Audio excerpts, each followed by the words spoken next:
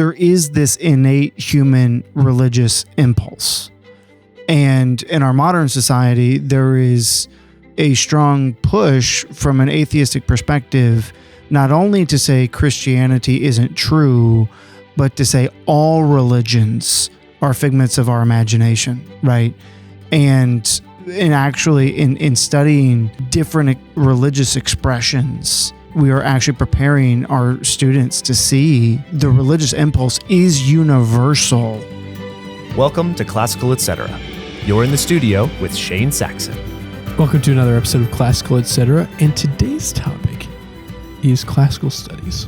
We're going to get into how we introduce our students to classical studies and some of the earlier classical studies. But before we get there, Paul, I want to ask you, do you have a favorite story from classical studies, or maybe your first classical legend or myth that you read? You know, the one that as time has gone on, the stories have faded from my memory. But the one I just can never forget is Daedalus and Icarus. Like I'll get the story of Medusa mixed up with, whatever else. But Daedalus and Icarus, I can always remember that story, and just, the story of pride, or, and what's going to happen if you fly too close to the sun. Yeah. Have there been moments in your life where you've been an Icarus? Is this the moral of the story? I don't know that I want to get into that. Oh, you used to have a T-shirt that said... I have multiple T-shirts that you gave me. I brought you one. Yes, I brought him one that says, "I'm awesome." No. Yours, the one you gave me said, let's, to save time, let's just assume I'm never wrong, or something along those lines. Yeah. Something along those lines. Nice. So no, Paul hasn't suffered from pride at all. Never. Interesting. Tanya, what about you? Favorite story, first one you read? I do suffer from pride, and so I feel like we should explain that we're doing 2 podcasts in one day, and that I don't wear the same clothes 2 days in a row. Oh, sure. Or even 2 weeks in a row. Oh, sure. Everyone know that. Is there a story that applies to? My favorite story, I'm going to go with Greek mythology too. Sure. I love Persephone and Demeter, and I love that connection to the seasons. And to me, it always seemed really impressive that they came up with that to talk about the change in the seasons and the weather, and that when it's winter, she's in the underworld. I'm fascinated with that. But probably my favorite experience with all of that was because the first year I taught famous men of the Middle Ages. And so I loved all of those stories about those characters, because my kids loved, my students loved them. And so that was probably my favorite experience with them. Yeah. I think a favorite for me is the story of Junius Brutus, the early Junius Brutus who overthrows Tarquin Superbus. Oh, yes. And he becomes one of the first 2 consuls of Rome, but then his sons end up scheming to overthrow the new republic, and he ends up having to condemn them. And that's your favorite. As traitors. It's an interesting story in that Junius Brutus is both a part of the setting up of the republic, but then also his, a lot of stories, it seems like, would end there. Like, he would have been a hero if he had just been one of the first consuls. But the fact that he also made that first generation could have changed the course of history if the republic had fallen right away, and he held it together. Whether what he did was good or not, he held the republic together, and it became one of the most powerful political forces in human history. And so an interesting character for that reason. And I think that's why, Shakespeare there's a lot of double entendre with the character of Brutus and reference back to Junius Brutus, but then the Brutus of Julius Caesar era. Just an interesting character. Martin, what about you? Like a Greek tragedy. Yes. Well, and we learned those things, all those standard classical stories, when I was really young back, in the primordial mists of time. And so I don't, if I'm asked what one do I really like, or that was influential or whatever, I think it's from things that I did later in life, and teaching being one of them. And we used to teach. I taught out of Nathaniel Hawthorne's wonder book and Tanglewood Tales. These are great stories retold by a great writer. I don't know why we don't have those in our curriculum anymore. I was going to bring that up again, actually, but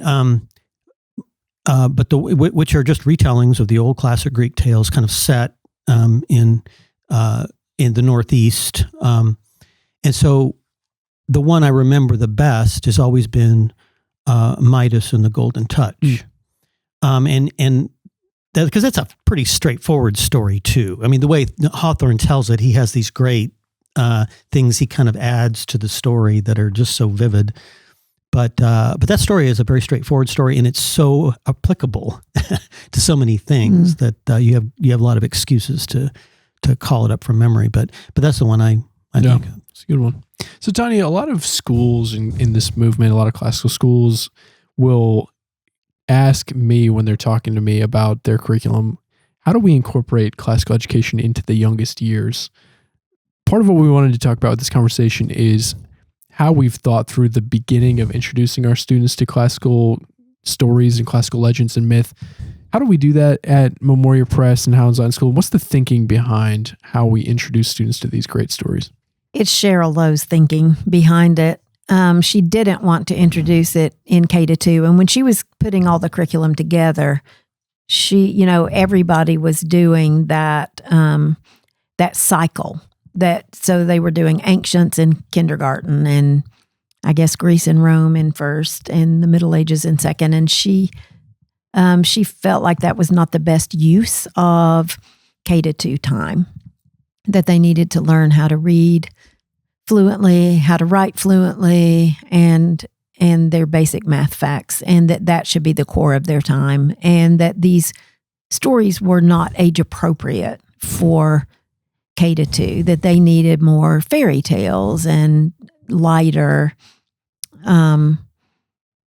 more stories that would be more interesting on their level, which she was really big on. I mean, that's why we don't study history chronologically either, which is really different from anybody else, because we do Roman history before Greek history. And the reason she does that, or the reason she set it up that way, was because Roman history is easier. And she always said, Greece never unified, half the people were traitors, young students just aren't ready to deal with those things. And Rome was one empire. It rose, it fell, it has a beginning, it has an end, and it's like a straight path. And so much more age appropriate for younger students. And it works out fine, because after we do Famous Men of Greece, then they read Homer the next year. So it really is a nice way to segue to a primary source. And she chose mythology for third grade because the stories are just fun. They're fantastical. And on a third grade level, it was really all about the best use of our time in a particular grade and what was age appropriate content for that grade. So, Paul, we move in the classical studies program into stories when we get into classical studies in third grade, fourth grade, fifth grade, sixth grade, stories of Greek mythological heroes, gods, titans. What's the importance of steeping them in these stories? Why not also cover maybe more in-depth history? Is the classical studies trajectory light in history? Well, they are going to get the history, right? I mean, we're doing both mythological story and history in those younger years, right? I mean, third grade's all mythology, but when they hit the Famous Men books, they may start in mythology and then they get into history, or rather mythology, legend, than history. And what you're getting out of that mythology is you're getting an understanding of their culture and what they hold up as a model. And the stories of warning to their own, to themselves, and you write the story of Pandora, right? That you open this chest and all these horrible things fly out, but she tries to close the chest and she ends up containing hope within it. And that being the thing, that no matter what is going wrong, like, we can always have this hope. And you end up seeing that in the sheer determination they have sometimes and the battles that go on. You've the past at Thermopylae, right? Where why would 300 people be able to stand against, right? Because they have this idea of hope, right? That's embedded in their traditions, and so it's important for us to understand what they hold as models before we even try to look at their history, and it gives those students a fuller appreciation for what happened, what went on in that history, because it's not just names and dates of this happened at this point, but rather like this is a part of a whole culture, whole civilization that has values that we can understand based on these stories. Martin, same question. A lot of schools in fourth grade, for instance, are going to be required in the United States or not required, but they're going to be offering a state history, like a Kentucky history or Wisconsin history when I was in fourth grade. But we, in our history, are studying the Greek or the famous men of Rome, and we're telling these stories about these ancient heroes. What's the value of that? And are students missing something if they don't do state history and then world history and the United States history? Well, I mean, I think state and local history are important. You need to do that at some point, but your state culture is a part of a larger culture in the United States, and the United States is part of the Western tradition that we got from most directly from England, Europe, and ultimately Greece and the Middle East. So I think it's important to teach these stories early on. History and literature are two of what in classical education we would call the moral sciences. They're the vehicles which transmit the ideals and values of the Christian West, and that's the purpose of classical education. So it's really important that we teach these stories. Myth comes from the Greek word mythos, which means meaning. So while in history you're getting factual stories, they also have meaning, and then in the stories themselves that are just stories that are mythical, they're not factual, although they say a lot of true things about us as human beings, but they all have meaning in them, and that meaning is really the most important thing that we have to transmit. That meaning is made up of our ideals and values, and it's so much better to teach them that way than just simply on some kind of analytic, factual basis, because we don't remember them. Facts need a context, and the best context for a fact to be in is a story, a narrative, because it's only in a narrative where anything has any meaning. It's only in a story that anything has meaning, rather than just factuality. And so I think the stories are central to what we do. So, Tanya, I want to come to you and lay a practical groundwork for these famous men books, because that's where the classical studies really blossoms. And that is, could you kind of talk about how these books actually work in a homeschool setting or in a classroom setting? What are the goals a teacher should have for the students as they're moving through this course? So part of it is we are doing American history, we're doing geography, we're doing modern studies alongside the classical studies. And the way we're able to get that done is by doing these famous men books are very short stories. They're fully illustrated. So you can easily get a story taught, study guide filled out, review drill questions. You can easily do that in an hour to an hour and a half. And so that's your week. So we're not dropping anything. We're literally adding classical studies.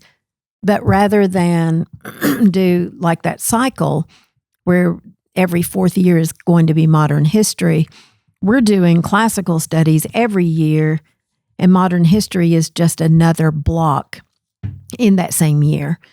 So whereas we would spend one day a week on a classical studies lesson, another day that week would be states and capitals or another type of geography or an American history survey. And so which would also be about an hour and a half lesson a week. So rather than blocking things out year by year, our students get to study classical history every year. and they study modern history every year until we get to middle school. And then, the classes start getting bigger and things change a little bit. In the lower years, we're doing all of it every year, but just a little bit a year. It's very manageable. Those stories are very manageable to teach and are not that time consuming. And are fascinating for the children. I mean, I just remember sitting there, I can go back and look at the Delaire's Book of Greek Myths, and I still remember the pictures. Oh. I mean, I just remember just staring at them for hours, just reading and rereading and rereading. Famous Men of Rome was the same way, except I didn't have the illustrated version, so I just had to picture it in my head. Text. Oh. The only thing I had the cover that had like, I don't know if it was a Roman shield or like a ring, like a signet ring kind of thing. The orange cover? No, it was red. It was red, but it just had this circular thing on it. And I remember looking at that, trying to figure out what in the world that was. It was the only image I had to look at for the entire Famous Men of Rome book. Delaire's Greek Myths, I think, has a resonance with, outside of Memoria Press, outside of classical education. That's a popular book.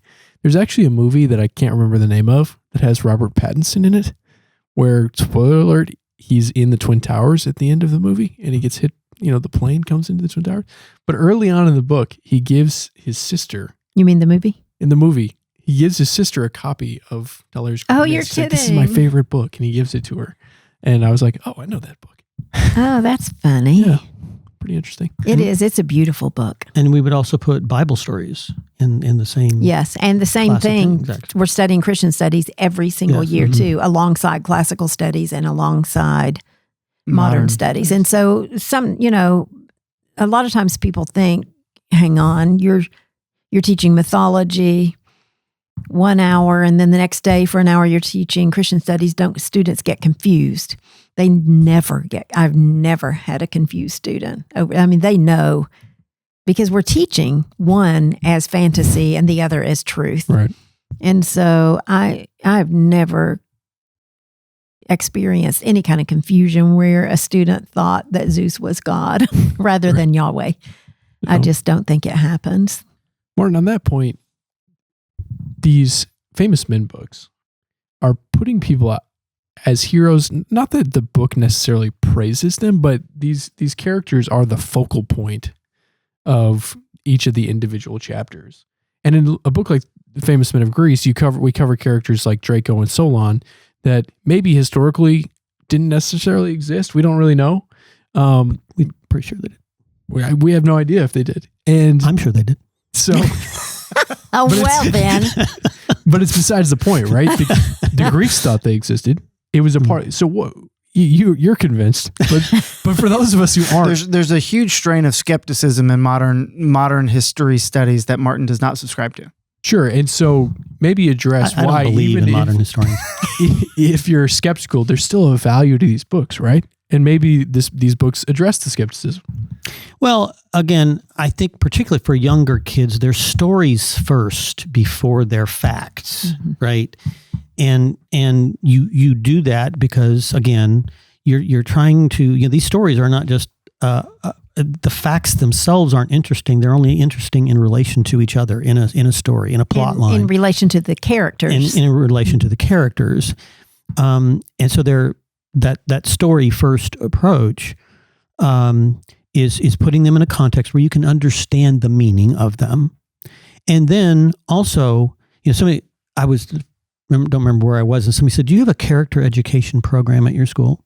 And I said, "Yes, history and literature," because that's what it is. Right. We don't these programs that have the value for the week, and you discuss this abstractly I don't think that has any effect at all. What you remember is how a certain character acted in a certain situation in a story that you read, and then your response is either attraction or revulsion. And if it's a good story, it's going to attract you to the right thing, and you're going to have revulsion to the wrong thing. And you act morally. The way you learn morality is by imitation, by imitating good things and good people and good stories. That's what really has an impact on children. And so history and literature should be the primary means of character education in any school. So Paul, similar question, but another way to approach it is that, in Famous Men of Greece, for instance, there are characters on both sides of the Peloponnesian War that are main characters of the book. So how do you present these stories to students with the complexities, the geopolitical and the ethical complexities that are way beyond these students, but that modern educators tend to fixate on as they're thinking about teaching history? Well, I just don't even. These are kids, right? Now, granted, Famous Men of Greece, these are kids that are getting to a point where they're starting to deal with more of the gray that happens in life, and they've got more intellectual bandwidth, if you will, to understand that who's coming from where, right? That's why we're not doing Famous Men of Greece in 4th grade. But at the same time, I think Greece actually affords us a great opportunity for kids to be on either side of the argument and say this Sparta has a reason for what it's doing. And another child in the classroom said, well, Athens has a reason for doing what it's doing. I mean, the same thing happens when you teach the Iliad, right? You have kids who fixate on, well, Hector's the good guy, and other guys like, I like Achilles, right? And what they allow us to do is actually discuss in respectful ways how people can disagree about certain things, and in the Greek way, it come to war over them, but understand that most of the time when we're dealing with another human person that disagrees with us, we're both trying to come from a rational point of view. We're both coming from some legitimate perspective, and we can work through that and realize that even though all the Trojans may be backing up Paris and what he did was abominable, but it's still extremely touching to see Hector leave his son, to go and fight in defense of his country, right? And you start dealing with that. Famous Men of Greece, you do start dealing with that stuff, but it's done at a level where we're not trying to get into, as Martin said, I mean, it's all story, so it's all got meaning, right? And it's not just, well, if we ultra analyze this, we end up with the aggressor, and we've got the person the folks that aren't the aggressors, and so therefore these are the bad guys and these are the good guys. It's much more nuanced than that. This is why we simplify these stories for younger kids, because they're not ready to deal with those complexities yet. For the younger kids, I mean, you just need to get them to understand the main meaning of the story and the main action, and characters that are very stark, and they're either good or bad, and you can tell them apart easily. So that's what you got to establish first, and then you can build on that so that later on you're dealing with some of the complexities of these stories. Hector and Achilles is a great example of that. And then you get into some interesting character analysis, because Achilles is a more complex character than Hector. Mm-hmm. He's capable of greater heights and greater depths than Hector is, and you have to understand. So that's what I love about a lot of stories, because kids, they have people in their lives, but they're meeting people in stories that they'll never meet in their lives, but that they will one day. And so they need to understand how personalities work, and how, to say somebody's good and to say somebody's bad, well, there's some complexities there that's a mixed bag. There's some people who everybody has good and bad in them. How do you parcel that out, so that they can understand what a human being is? Because that's what we're training people to do, is to be better human beings. I think that's a great point, is that when we're teaching, because we're teaching based on an individual every week is focused on a different individual, we are focused on what it means to be human rather than just a list of historical facts. Mm-hmm. It makes me very excited. I just think those books are so fun to teach, because they are simple, but as complex as your students can deal with. Right. And just the idea that you can help students see, whether you agree or not, but to be able to see both sides and see the incentive for the actions that both took. And then you'll eventually be able to judge one way or the other, but not everything is black and white. And that is why she chose Rome first, because Rome is more black and white. Sure. Greece is gray. So it is, by the time they get to 6th or 7th grade, they are ready to start dealing with that more complex. Yeah. Do you think that there's this sense like we have to be, that historicism, kind of this need for historical accuracy, has driven away our ability to see the value in stories? And I'm thinking specifically in Famous Men of Rome. Martin, I don't know, maybe you think Romulus is real? A real person? Yes. And he's currently a deity. But those chapters are... I love how you just threw that into his mouth, like right at the very end. There's chapters about Romulus and Remus in the same way that, did George Washington cut down the cherry tree? Yes. Well, probably not. But that story is important for our conception of national origins, right? That story itself tells something that's maybe more true than the reality. And it's not that there isn't a room for, and that we shouldn't, as careful educators, show what's fact and what's fiction. But I think if we're too scared of the power of, we can be scared of the power of story and not, and shy away from telling these stories that were very powerful for the Romans. At least there's a reason they told these stories. We're not only training their intellects, we're training their imagination. Yes. So we move from a imagination-oriented curriculum, the Famous Men books, which is a lot of straight history, but great stories, to the Dorothy Mills books. Tanya, how do those books work, and what are we trying to do with those? So those are less character driven and more overview of history driven. So we've introduced our students to the main characters through the Famous Men books. So now we're going to go back and actually study the overview of the history on a middle school level. And that's literally just to prepare us then to read Homer or Virgil when we do the Mills Rome book. So it is another level up, and we're dealing more with dates and with chronology than with actual characters. But hopefully all those characters that they've studied will still be alive for them when they do this more complicated overview of history. Right. And then then in high school, we do it again, but they're reading primary sources at that point. They're reading Cicero, and they're reading Greek tragedies, and they're reading City of God. Well, some philosophy. Yeah, the City of God. I can't remember the one. Boethius, Consolation of Philosophy. No, good gracious. It's a great book. Boethius. It's a great book. Okay, I'm not there yet.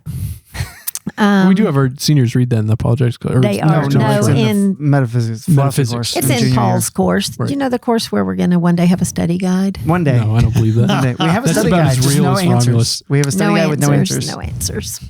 So, Martin, Tanya addressed it a little bit, but I think it becomes more, in my mind, more pertinent later, even though we probably get this question earlier. And that is, when we start doing the history of ancient Rome, we're studying ancient Roman religion. And the history of Greece, we study their religious system. What's the value in studying these ancient false religions and the Greeks and gods that these people worshipped? And is there any threat to Orthodox Christianity or the students from studying these? Well, when you're studying pagan religions, you're studying this attempt by man to attain this knowledge of the highest things. It's this very bottom-up movement. Whereas when you're dealing with the Hebrews, you're talking about very much a top-down thing. It wasn't like the Hebrews were philosophers searching for it. It was just given to them. And so the interesting thing about that whole historical process is that by the time you reach the golden age of Greece, there have been all these, you for the first time with the Greeks have this question, what is ultimate reality? They're asking these universal questions, which nobody before was asking. And as it worked out, it started going more and more so that by the time of Plato, you get this very this deductive monotheism. I mean, Socrates is talking about God now, singular. Clearly, they've moved to so they're going in the right direction because they are people made in the image of God, and so their souls have this natural need. And so by the time you get to the golden age of Greece, you're getting something fairly close. The Hebrews already have a divine revelation. And so you get these two traditions, Athens and Jerusalem, and they start to come together. And and they come together at the point where John in the first sentence of his gospel said, because the Greeks have been asking, what is the logos? They're asking what that is, this organizing principle behind the universe. And John says, in the beginning was the logos. That right there. And because everybody would have understood, anyone who was a thinker would have understood what that word meant. And so right there, you have this identification of the search of the pagans and the answer that was provided by the Hebrews and ultimately Christ. And so then you get Paul, who was where the synthesis comes together. Paul is a very well classically educated writer. When I was writing my logic books and my rhetoric book, and I went back and read the epistles, it's like, oh my gosh, this guy's using like textbook examples of these argument forms. He was very well educated. He was educated in that Greek system. And then when he goes to Mars Hill, he said, the God that you all are searching for, we have. And so it comes together. All of those letters to all of those churches, a lot of that is Paul fighting pagan religion. Mm-hmm. And so it's good for us to understand and all through the Old Testament, are all the people that were worshiping pagan gods. So the better understanding we have of them gives us, I think, a better understanding of the Hebrew people. And then there's that sorting out that happens in the first centuries of the church. It's going on in the East in Constantinople with the Cappadocian fathers who are trying to resolve the question, well, what do we do with all this pagan learning? And meanwhile, actually a little bit later, Augustine in the Latin world in Rome is asking that same question. They're all trying to sort this out, trying to answer Tertullian's question, what hath Athens to do with Rome, with Jerusalem? And both the Eastern Church and the Western Church are together on this, that this is the Egyptian gold. They both use independently the Egyptian gold argument where they point out, look, just like the Egyptians showered the Hebrews with their gold as they went out into the wilderness, and they used it badly in making a golden calf, for example, but it's the same gold that God commands them to use to make the vessels of the tabernacle. Okay, we can use it well or we can use it badly. And it's our responsibility to take these truths that they discovered, again, because they're made in the image of God and they were seeking the truth, and take that and incorporate that in the Christian project. Which we hope we're doing through our curriculum. Well, and Shane, your question, I think initially was why study the pagans? And Martin made a comment that I wanted to flesh out. I don't remember what the comment was, but I thought, I want to flesh that out. You forgot. You didn't remember. Yes, okay, yes. But the point that I wanted to make that Martin alluded to was that there is this innate human religious impulse. And in our modern society, there is a strong push from an atheistic perspective, not only to say Christianity isn't true, but to say all religions are figments of our imagination, right? And actually in studying different religious expressions, we are actually preparing our students to see that the religious impulse is universal, because it actually points us to something that is outside of us that we do need, and that truth is in the triune God. And just to understand that when you're comparing religions, there's also a contrast. And the contrast with Christianity is it's the only religion that makes the kind of claim it's making. That myth became fact, right? No other religion even does that, so you can't really put them in the same category. Sounds like what you guys are all saying is that not only is it okay that students who are Christians study the Greek myths and the Roman heroes and the Greek heroes, it's that they should, because it helps them to understand their faith more robustly and hopefully actually draws them into their faith more deeply. Absolutely. And a good tool for this is really good. The last step here is to call some attention to writers like C.S. Lewis and J.R.R. Tolkien, who are getting right at this issue. I mean, they're saying, this is what Tolkien convinces Lewis of, that these things that the pagans were reaching for in their mythologies actually historically happened in the gospel story. That's the myth became fact aspect of this. And I think that, young people who are particularly interested in the Chronicles of Narnia and the Lord of the Rings and that sort of thing, to see the authors of those saying this, I think is a powerful thing. Absolutely. Did we leave anything else on the bone? Well, She's not liking that metaphor. I don't like that metaphor. All right, I'll take that as a we talked about all of it. All right, well, I enjoyed this conversation. Thank you, guys. We'll see you next time. Thank you for listening to this episode of Classical Etc. If you enjoyed this conversation, please consider liking this video. If you want to join the conversation, then you can comment below, and if you want to stay connected, please subscribe to our channel. I hope you enjoyed this show, and we'll see you next time.